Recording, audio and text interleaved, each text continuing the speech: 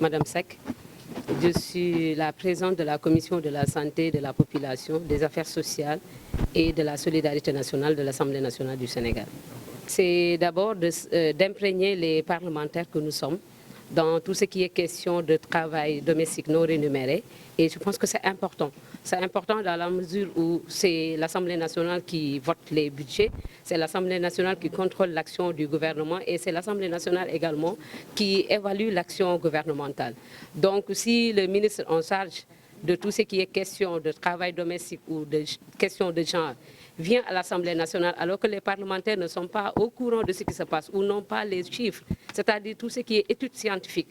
D'abord, pouvoir défendre ou faire un plaidoyer à cet endroit sera très difficile pour les parlementaires. Raison pour laquelle nous magnifions, mais également nous félicitons et remercions le ministère de la Famille et des Solidarités, mais également tous ses partenaires pour l'organisation de cet important atelier. Le travail domestique non rémunéré, c'est tout ce qui est effort consenti au niveau de la maison et qui n'est pas comptabilisé au niveau national et qui n'est pas aussi pris en compte dans l'économie nationale, c'est-à-dire dans le calcul même du PIB, c'est-à-dire le produit intérieur brut. Pour le moment, je ne peux pas avancer sur les statistiques, mais tout ce que je peux savoir, c'est que la femme consacre plus de 21% pour ce travail-là, alors que les hommes consacrent 8%, juste 8% pour ce travail. Vous avez vu l'écart. Et que les femmes sont des professionnels des fois, les hommes aussi sont des professionnels, mais vous êtes professionnel en tant que femme, mais si vous venez à la maison aussi, il y a d'autres charges qui vous attendent à la maison, ça, vous savez ce que ça peut faire. Sur le plan sanitaire, donc la commission de la santé a quelque chose à dire, mais aussi sur le plan du bien-être. Et nous sommes les tutelles, si je peux m'exprimer ainsi, du ministère de l'économie et du plan, mais également du ministère de la Famille et des Solidarités au niveau de l'Assemblée nationale. En fait, ce que nous préconisons, c'est de faire un plaidoyer. Parce que nous, notre travail, c'est au niveau de l'Assemblée nationale, c'est le gouvernement qui vient à l'Assemblée nationale. S'il nous trouve là-bas, si on a toutes les informations qui concernent cette problématique-là, on pourra faire un travail, un plaidoyer, mais un excellent plaidoyer, parce qu'on aura toutes les informations à notre disposition et ça va permettre aussi au ministre de comprendre réellement ce plaidoyer-là et de mettre en œuvre cette problématique. Merci Madame Astougé Diouf, directrice nationale de l'équité et de l'égalité de genre au ministère de la Famille et des Solidarités. Tout d'abord, je voudrais remercier Madame Maïmouna Dièye, ministre de la Famille et des Solidarités, qui a bien voulu autoriser cette activité de concertation de haut niveau avec les parlementaires. Pour faire face à cette problématique, je pense que la réponse est très aisée, parce que l'État a toujours fait face à cette problématique. Si vous revisitez la Constitution du Sénégal, l'article 17 nous parle du droit à l'allègement des travaux de la femme. Je pense que la reconnaissance et la réduction du travail domestique non rémunéré, l'État l'a compris très tôt, parce que ce programme remonte à des décennies, 90 déjà, mais c'est en s'inscrivant et en restant fidèle à cette philosophie que l'État continue de réaliser ou d'imaginer toutes les solutions possibles. Et dans le contexte où nous parlons, je l'ai dit tantôt, nous sommes très réconfortés parce que c'est pour la première fois on voit dans un référentiel de développement social et économique que cette thématique puisse être intégrée.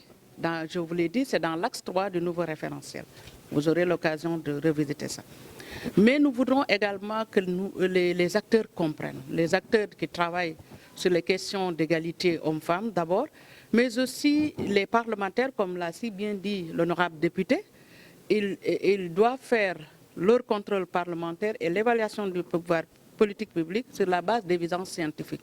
Et c'est l'occasion de remercier le CREG qui nous accompagne depuis des années. Depuis 2019, on est avec le CREG sur cette question. Et nous pensons que les politiques publiques éclairées sont beaucoup plus efficaces et efficientes et adaptées aux besoins des populations. Elle vous l'a dit, ce que nous visons, c'est le bien-être des personnes qui fournissent ces soins-là. Et nous avons remarqué que les femmes sont par essence des pourvoyeuses de soins domestiques non rémunérés. Tout à l'heure, il en a parlé, il faut faire la nuance. On a dit non rémunérés. C'est des tâches, comme l'ont dit ceux qui m'ont précédé, invisibles, mais on peut les valoriser. par la redistribution. Le programme d'allègement donnait des équipements aux femmes, par exemple. Aujourd'hui, on est à une autre ère. Comment davantage favoriser cela pour libérer le temps de travail, de soins non rémunérés à la maison et permettre à la femme également de s'épanouir, mener une vie professionnelle, mener des activités économiques et garder l'équilibre. C'est ça que nous recherchons, mais ce n'est pas un combat comme peut-être vous le croyez en disant comment on compte faire face.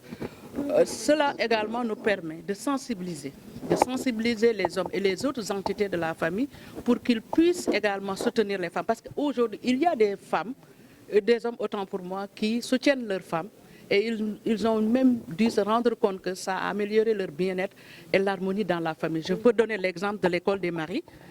Ces hommes-là, en plus de faire un travail de vulgarisation, de sensibilisation sur les droits des femmes, les violences, les questions de santé, ils soutiennent à la maison leurs femmes et on a vu ce que ça a eu comme impact. Ce sont ces genres d'initiatives concluantes que le gouvernement veut encourager, mais aussi il est clair que nous allons vers une analyse approfondie de cette problématique et nous avons bon espoir que les nouvelles autorités vont proposer des solutions parce qu'il y en a beaucoup qu'on pourrait proposer. Il y a des pays, par exemple, les femmes qui sont en situation d'allaitement, il y a des politiques spéciales à elles dédiées et ça leur permet de mener une vie professionnelle ou une vie sociale beaucoup plus équilibrée. C'est à ces termes de perspective-là que nous sommes en train de réfléchir et nous allons écouter la représentation parlementaire pour mieux ouvrir les bases de cette politique-là.